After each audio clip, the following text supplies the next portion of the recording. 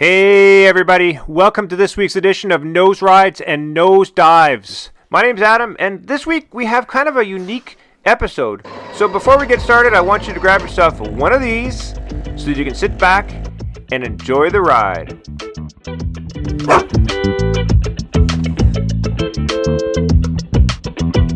Now, some of you might have noticed that last week I did not share a vlog, and I apologize. But the conditions here, we really haven't had any waves. The wind has been coming from the east, which is a Siberian wind direction, which on the west coast of Denmark really is not the best conditions for waves. Now, as surfers, we need to surf, but we can't always rely on the weather. And this is exactly why I've devised a backup plan. Aha! Well, what do we have here? So these are heavy-duty homemade land yachts. I've made them out of a mahogany plywood with 8 layers. Very, very heavy wood, very strong and sturdy. And, it's got to support me. I'm a pretty heavy guy. So, but I'm also just having fun building them and doing it yourself kind of thing. So I'm having a blast. But now we got to see if they work. But before we get started, we got to think of safety from the ground up with proper footwear. And now here's how I like to tie my shoelaces. Pull the laces tightly, wrap them around, then try and tighten. That's fascinating, now, Adam. Make a loop with the one thumb, wrap the opposite lace around that loop, pull it through the hole, and tighten. Now we're ready to go. Almost. Now, one of the major differences between surfing on the land as opposed to in the water is wiping out. Now, I don't know about you, but I prefer wiping out in the water as opposed to wiping out on the road. So I'm taking all the precautions.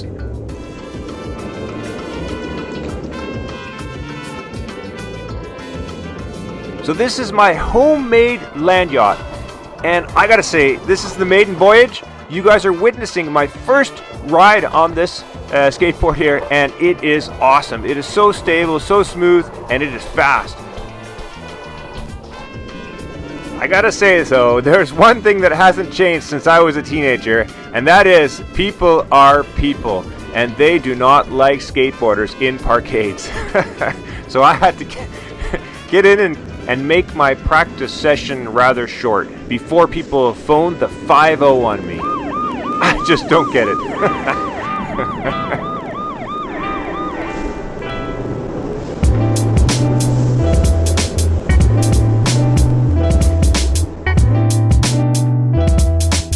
Now, the totally cool thing about this board that I can feel right off the bat is how amazing it is to be able to cross step and feel the transfer of weight properly on my feet. So, putting it on my lead foot as I'm transferring weight, and this stuff is like so cool.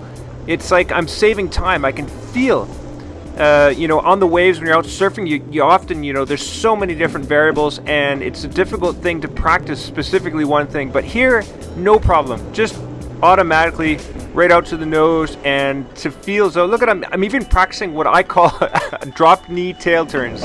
And, I've never done that on the water, but here I'm able to try and simulate it and, give it a go and test it out and see how it works. Just amazing.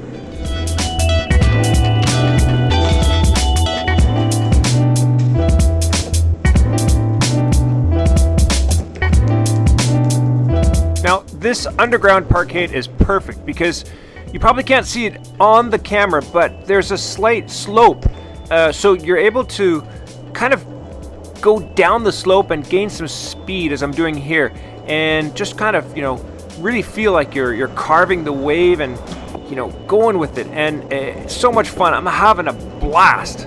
This is so cool. The best part is no skinned knees. You! Now, there's nothing compared to being out in the water. There's nothing that can duplicate it. It's just an amazing feeling, and that's why we surf.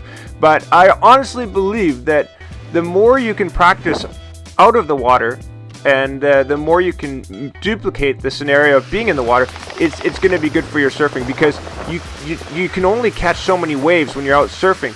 But being on land and having the opportunity to work on cross-stepping and drop knee tail turns or whatever you're trying to improve on land, on a land yacht, that's just amazing. That opportunity that you're not relying on the waves, the conditions. You can just go out and do it pretty much whenever you have time and are interested in practicing. So, but with that said, I mean, you got to get out in nature too. I mean, there's got to be that balance, and that's one thing I love and I miss about surfing. I haven't been surfing for a couple weeks, and you know, there's just nothing. The exercise, the fresh air, being out in nature, you know. But if you do what you do, and you can do what you got to do. This is for me. This is a great alternative. Get out there, practicing my skateboarding and improving my surfing skills, but also just combining it with getting out in nature and going for a nice nature walk along the beach. Maybe a little bit of exercise, climbing up a hill. Look at this. I'm exhausted. This is so brutal. This little hill is killing me. I wonder if it'll help improve my condition so that when I actually am out in the water, I can catch more waves or, you know, just not get so tired so quickly. I think that's important too. Suffering endlessly, fighting unbearable pain when she came. I gotta say though, this exercise thing is a little bit overrated. Everything changed. Probably just a fad though, some sort of a new wave trend for all those yuppies. It'll probably go. This is hard. This is really hard. I don't think I'm gonna try this again. What was I thinking? Oh my gosh! Exercise? Who needs it? Whew. I just need to do some surfing. Yeah, that's exercise enough for me. Woo! Just give me a minute to catch my breath. Well, maybe this exercise thing's not so bad after all. Maybe I should do it regularly. Yeah, I think so. Woo!